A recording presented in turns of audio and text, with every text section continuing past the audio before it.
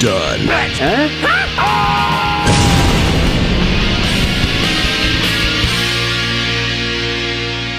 Hello, I'm the Nostalgia Critic guy. Remember it so you don't have to. Hey kids, you like cat videos? You like dog videos? You want to see a movie about them? Well, too bad, that's what we got. Eat it! Eat it!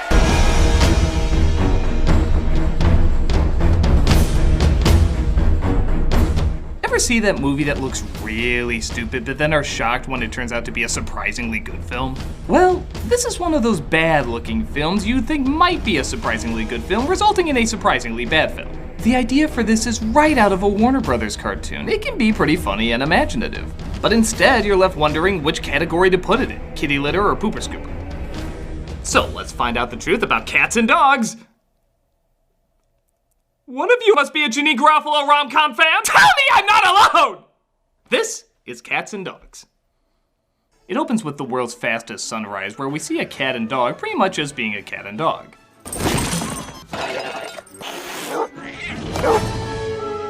Until it turns into a really bad Doritos commercial. Fun fact, this was actually supposed to be a crossover between crappy CGI Garfield and crappy CGI Marmaduke. Until they realized, no.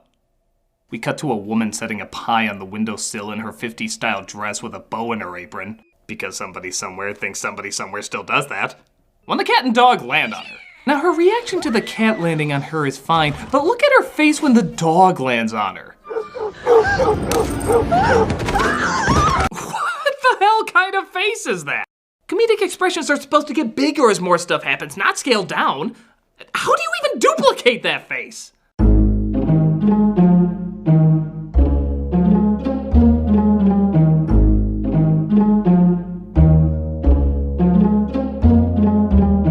What direction do you give to get a face like that? Alright, I want you to act like you just discovered you lost your firstborn child, but you found out while shoving the world's greatest vibrator in you. Specific, but confusing. After presumably suffering third-degree burns, the dog comes across what he thinks is the ran-over cat.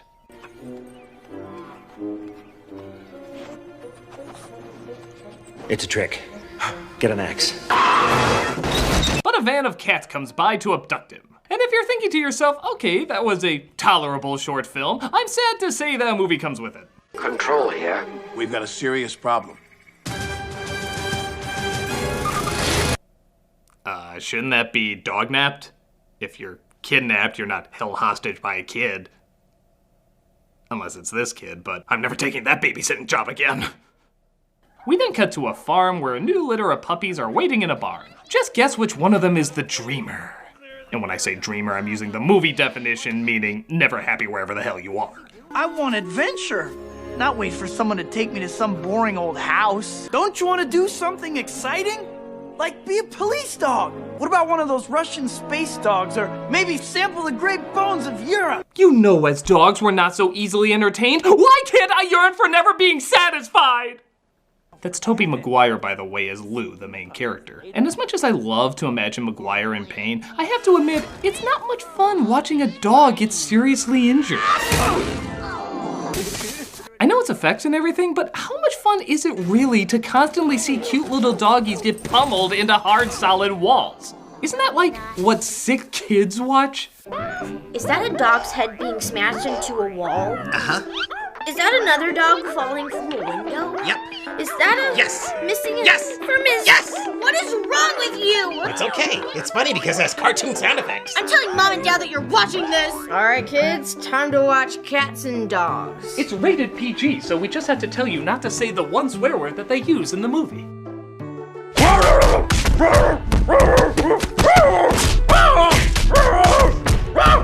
It's funny because it has cartoon sound effects. That reminds me, honey, what's for dinner? You guys like hot dogs, right? So the puppies are being sold off, but it looks like they're replaced by other dogs from a secret organization. Let's move it! Top secret operation! Into the hole! Double time into the hole! Oh, by the way, you never see those puppies again. They vanish from the rest of the movie. What are we supposed to assume they did with them? All right, puppies, into the room, into the room! Go to work. So one of the replacement dogs is supposed to be adopted, but Lou is left behind and gets picked up instead. Not good! Yes, that one on the left looked particularly disappointed. It looks like he's distracted by something on the ground, but he's just so destroyed by what's going on right now, he can't even keep his head up. In fact, I wouldn't be surprised if every dog in this movie has that exact same reaction. Just constantly looking all over the place as if they're always distracted, but it's not. It's the pain of this one scene that's ripping everybody up inside. I know I read the script, it's in crayon. The irony is, as poorly as the animals are trained in this movie, some of the actors are trained even worse. Take this kid, for example. He's as invested as a wooden board who just found out he's a wooden board. Okay, how about loser? But what can you expect when you're the son of Jeff Bloom? Proboscis viscosity. Immune response. Jeff, we haven't started recording yet. I know. He plays a scientist who's trying to find a cure for dog allergies. Though, by his cartoony door, you'd swear he was trying to figure out how to blow up anyone who came towards Scrooge McDuck's money bin. DuckTales, woohoo. Lou is approached by a secret agent dog named Butch, played by Alec Baldwin. Yeah, humans can get a little emotional. You'll get used to it. Ideal casting, having Alec Baldwin play a bitch. Oh, come on! Come on! Flag. During the review, too easy a joke, replay last line, critic has to say something nice about the movie. Man, this is a real tough break for the critic. I hear you, Frank, but if you look at the replay, he clearly took too obvious a stab at an easily unlikable actor. Right you are, Ken. He looks like he's gonna try and say something positive about the film. At least it's not Santa Paws? And it is good, it works. The review can continue. Butch fills in what he thinks is a cadet about the catnapped. It still makes no sense to me. Agent. This was your predecessor, Agent 1364, aka Buddy. We nicknamed him Testicle Chin. Try to guess why. Sam, what's your 20? That's Sam. He fast forwards the film. In fact, all of us seem to do that a little too much in this movie, but I have no excuse out of that. It's just sloppy. Request permission to pant heavily, sir. Granted. I hope that was just panting. Don't play that again. I don't need to think about him touching his kibble in bits. All right, screw it. I'm just gonna close my eyes and think of more pleasant things. That's much better. Great! You forced me to combine the two! Actually, I might have started a brand new fetish. But Lou reveals he's not an agent, and Butch tells Fox McCloud his disappointment. You promised me a professional. And what do I get? A puppy. There's no time, Butch. The puppy stays. End of discussion. And if you could tell Slippy to save his own warded ass every once in a while, that'd be super. We then cut to our main villain of the film, Mr. Tinkles, voiced by Sean Hayes. This is the best character in the movie. Not because he's written the best or performed the best, but because most of the time he's completely animated, allowing more control over the character. So if you open your world domination pamphlets to page 3, I will show you. I want you to stay here. Why? Because I hate you. With all the others, it's clear they're just waving treats in front of them, so they always look unfocused, and it's distracting as hell. But this character looks like he's always in the moment because he's animated that way. At what point did you forget that we're trying to take over the world? In fact, why wasn't this an animated film? With all the CG used in this, it actually would have been a pretty good CGI film, with fewer limitations. Instead, we just have uninvested animals looking like uninvested animals, just with little talking mouths put over them. Why would anybody watch anything with a character they know wasn't really in the moment? Hey, nostalgia critic. What? Who are you? Look left. Look right. Look up. This confuses me. Thank you. Wait, why'd you have me do that? No reason. Okay. So the dogs tell Lou the backstory of their war between the cats. He forced him to build pyramids, monuments. Dogs, being man's best friend, grows up. You know, do we really need a reason for cats and dogs to hate each other? We kinda just get it. Everybody knows what'll happen if that wasn't the case. Dogs and cats living together, mass hysteria. And the people just forgot? Well, you have to remember, they're very primitive species. Heck, they can't even take responsibility for their own farts. Guilty. Well, I'll give him this. For a film of this stature, that was a long time to wait for their inevitable fart joke. What is that, like 20 minutes? In fart joke years, that's like an eternity. So Goldblum once again tests out his allergy cure. Oh no, it's turning me into the fly. Help me, help me. Even though it's not finished yet, two ninja cats try to sneak in to get the formula.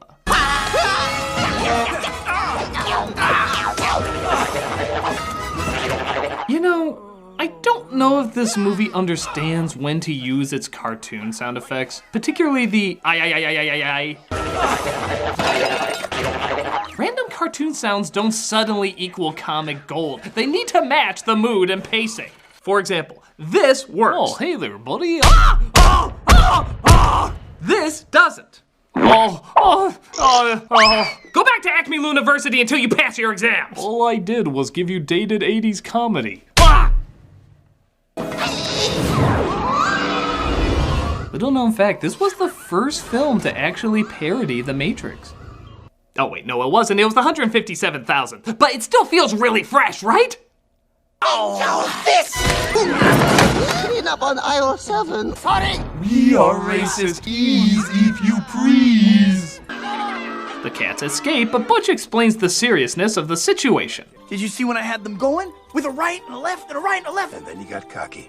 You think this is a game? You think this is fun? This isn't about code names, little boys, or making friends. You think these are goofy times or wacky antics? This is cats and dogs. We only use our I sound effect as a last resort.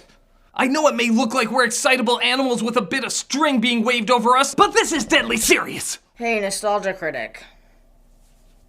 Why are you doing that? By God, I just want to bat at it. Why? What is the purpose of this? I do not understand. It's all I need. Who are you? So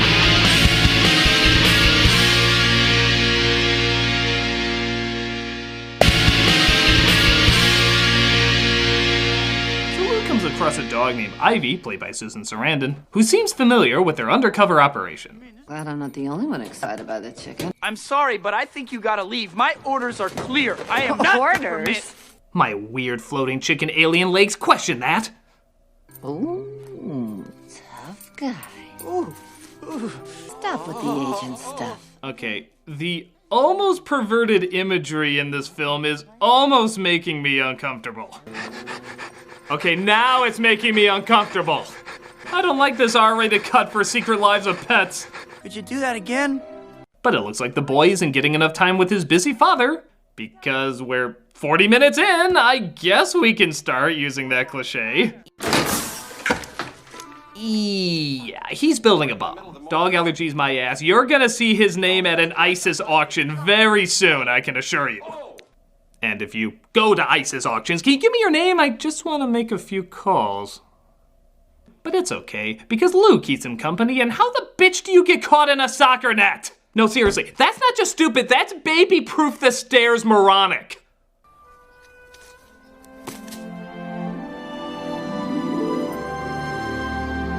You'll replace my father now. But Butch doesn't like everyone getting sentimental with Lou and tells them to back off. You're barking up the wrong tree. I'm gonna say this nice just once.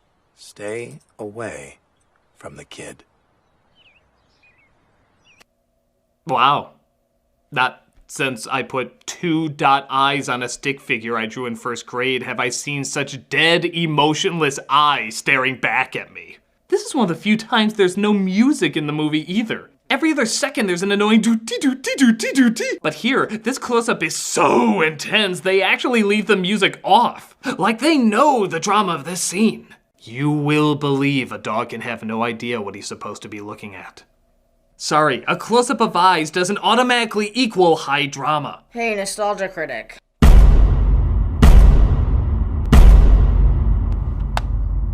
Thank you. Wait, what are you doing? That which you cannot comprehend. Oh. Wait a minute, you're trying to make that sound like something, that was nothing! Make America great again! Who are you? The mother comes across a stray cat and brings him home only to discover it's another spy. I'm on to you, kitty, and you're in big trouble. I think not, baby puppy. Look out, code 4. Human! Quick, Sam, smell my butt.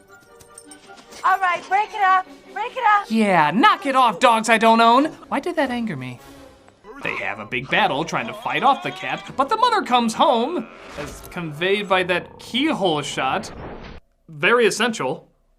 But Goldblum accidentally knocks the cat out with the door. Whoa. What does any of that have to do with dog allergies? Unless you're trying to contact Gozer to get her a sample, I don't see why you would need all that. I will tell you nothing. So the cat is captured, or dog, sure. See, it sounds stupid the other way around.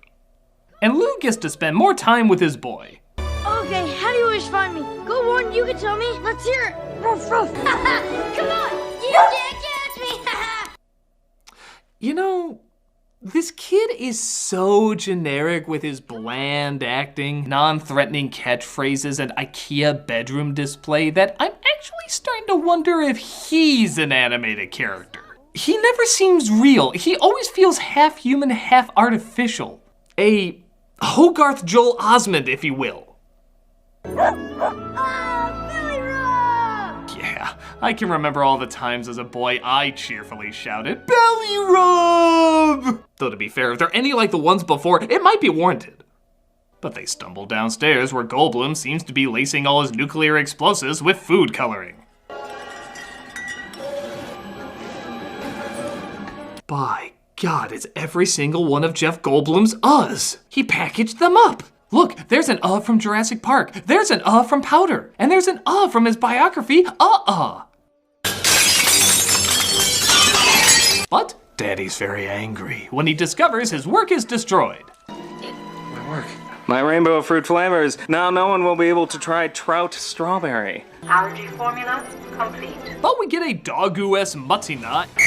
Oh, come on! Oh, and what a sorry sight we have here. Yeah, it's not looking too good for the critic. Look at the two of them. It's like a small chihuahua and a tiny miniature football-sized poodle yipping at each other. I'd say the critic's definitely the poodle. As it turns out, that somehow created the cure for dog allergies. Aha, I can finally partake in my dog sniffing fetish. No longer will this film be an unfunny recycling of David Letterman's stupid pet tricks. But Grumpy Cat's sex change disguises himself as his comatose master. They send a fake pamphlet saying the kid won a contest to lure them to the factory. Uruguay versus Chad. I don't remember you entering any contests, though. Can we go? Please, please, can we go? Maybe he's an animatronic, like the ones that almost look real but just make you uncomfortable. The cats knock them out and hold them hostage to get the dog's attention. No. Recognize these humans? Listen, if you're Al-Qaeda, just take the bomb. I've spent years perfecting it. Change the battlefield. Change the world. So the dogs take a pod that's so fast it knocks their heads back. Except when it doesn't. Maybe that's just a weird dog tick. As they apparently travel to the center of the Earth where their headquarters are. Okay, this might sound kind of silly, but Cats and Dogs is really losing me on its credibility. It's going off the rails even for this movie. I mean, how gullible do they think we are? Hey, nostalgia critic. Oh, hey, I'm not falling for another one of your tricks. Do you want to play fetch? Do I?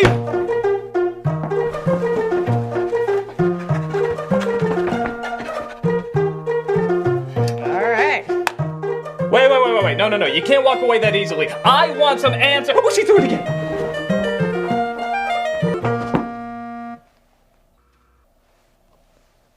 Oh my God, I need to go out weekends.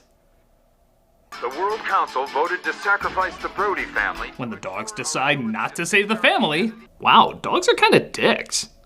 We find out why Butch is so cold. To protect them, we work for them. So when they go off to college, they can dump you with some old lady who can't throw a ball without so much as breaking her hip. Is that what happened to you? No, it's just a completely random thing I said. Of course it happened to me!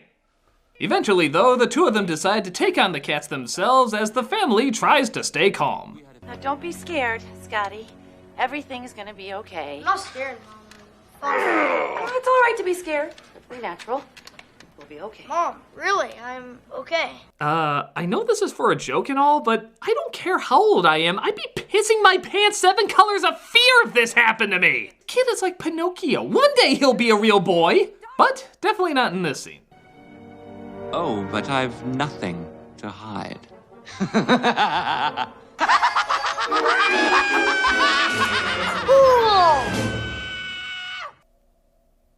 Maybe he's CG. You know, they're making wonderful advances in not making CG Tom Hanks look like a pedophile.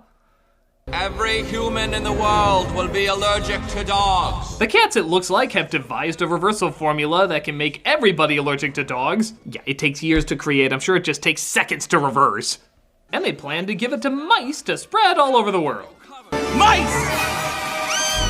Son of my mom. You were right not to laugh at that part. Let's bring out the more appropriate side. Much better. They stop the mice from leaving, but Mr. Tinkles lights the room on fire with the family inside. Don't be scared, son. I'm not scared. I'm not even here. I'm hand-drawn in every single frame of film, remember? So the dogs save the family and thwart the cat's plan, but it looks like Lou is still inside, and... well, Lou Blue. Lou! Is it too late to rule out hand puppet, like Yoda? But Lou is pulled out by Butch. Not entirely sure how he made it through that, but it looks like he might not have pulled through. Lou? Oh man, that's just a shame. That's 3 dogs this week. Let's just get a cat. Of course he survives, as all the mice are read their rights and placed under arrest. The right to remain silent. Anything you say can and Anything will you be say used can against and you. will be God. Kind of a random time to say that. I'm sure there's a lot of other scenes that deserve the saying of my God. My God! So Lou plays fetch with his family because after discovering dogs and cats are intelligent beyond measure, that's what I would want to do with them. As Mr. Tinkles is given to his owner's maid who does nothing but dress him up with her sisters. You a little spoon. Oh, yummy, yummy.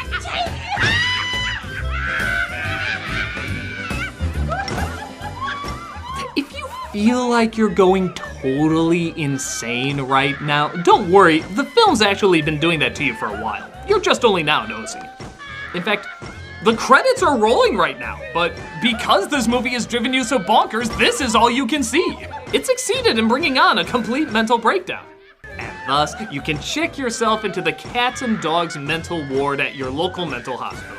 Trust me, they all have them. So, what the hell can I say about cats and dogs? It's from the same director of Son of the Mask. That explains a lot, doesn't it? While it's nowhere near as bad as that film, you do see its paw prints all over it. The awkward comedy mixed with confused direction combined with pointless sounds and inconsistent effects. It's not a good flick, which is a shame because it is kind of a funny idea with funny possibilities. But as cat or dog vomit goes, this isn't one I'm looking forward to cleaning up anytime soon. So thank you all for watching, and tune in next time when I take a look at Deadpool, a Nostalgia Critic negative review. I really hate this movie. It makes me want to shake my head in anger, so run away from it as fast as you can. I just want to swat at every person who likes Deadpool. What the hell have you done? My wife recorded you for clickbait. Everybody's gonna click on a negative review of Deadpool. But I like Deadpool. Tell the comments that. This is that, and I'm gonna report you. You can kiss your channel goodbye. Go ahead. We just called Fox and told them that all your videos have Deadpool in them. Your channel will be gone before you can even make the report. Well, all they have to do is watch the video to know I'm not doing. God damn it!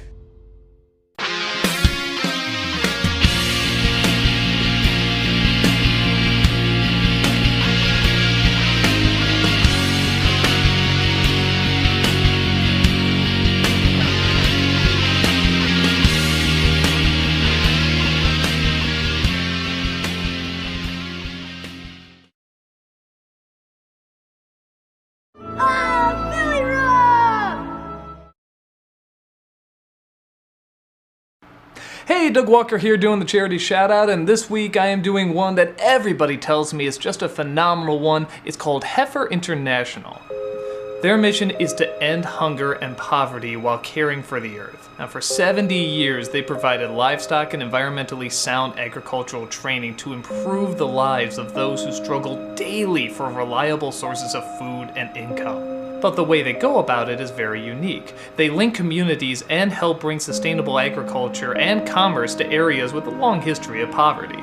Their animals provide partners with food and reliable income, as agricultural products such as milk, eggs, and honey can be traded or sold at the market. And as you imagine, when many families gain this new sustainable income, it brings new opportunities for building schools, forming communities, savings, and even funding small businesses. You can check out their YouTube channel or their website to see all the good they're spreading and see how you can not only stop a family from going hungry, but also grow their community into one that will never have to worry about that again. Check out the link and see all the phenomenal work that they're doing.